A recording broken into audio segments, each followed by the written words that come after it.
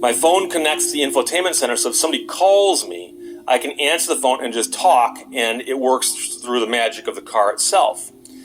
But it also turns out, apparently, that most modern cars now not only allow you to simply hook your phone through them to make phone calls and receive phone calls, they will also download your text messages and other information off your phone, and they will go through it looking for information that they can use.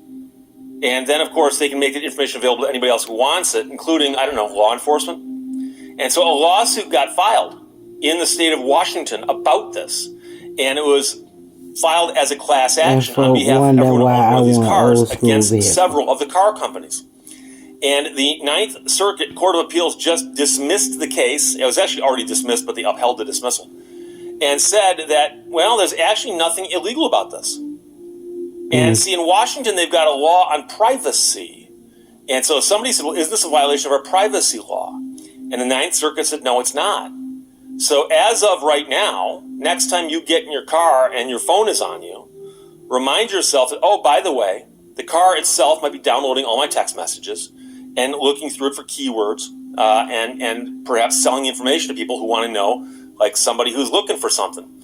And again, I find this very disturbing, but the case is Stacy Rich, etc., versus American Honda Motor, etc.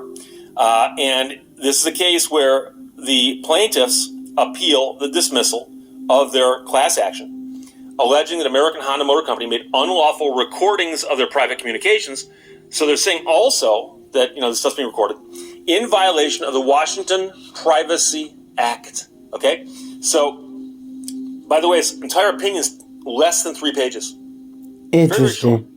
The case is one of 5 related class actions. So why would I want a car that's going to do that? Washington residents alleged automobile manufacturers recorded and intercepted their private text messages and call logs from their cell phones when they connected the phones to their respective vehicles' onboard infotainment system. The cases are related because although the class actions were brought against separate automobile manufacturers, the factual background and legal issues are virtually identical. So this case is captioned against Honda.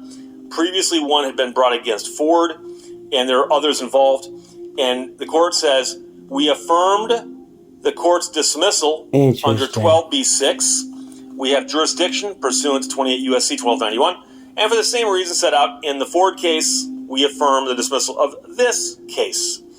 We conclude, as in Jones, that the district court properly retained jurisdiction to hear the case. Plaintiff's operative complaint alleged that their vehicle's infotainment systems download and permanently store all text messages and call logs. Who you called and when. Who called you and when. And they do this without their consent. Give me an old school any day. At the pleading stage, this alleged violation of a substantive privacy right is sufficient to confer standing.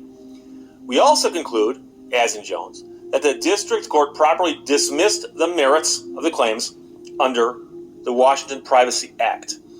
The district court properly dismissed the claims for failure to satisfy the statutory injury requirement.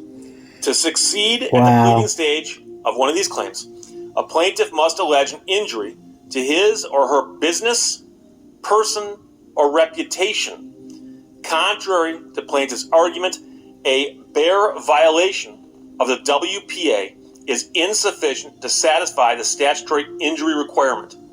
They affirm the case, and that's it. So like I said, 2.5-page case opinion. And this, to me, is bizarre. I don't know about the Washington Privacy Act. I don't know what it requires.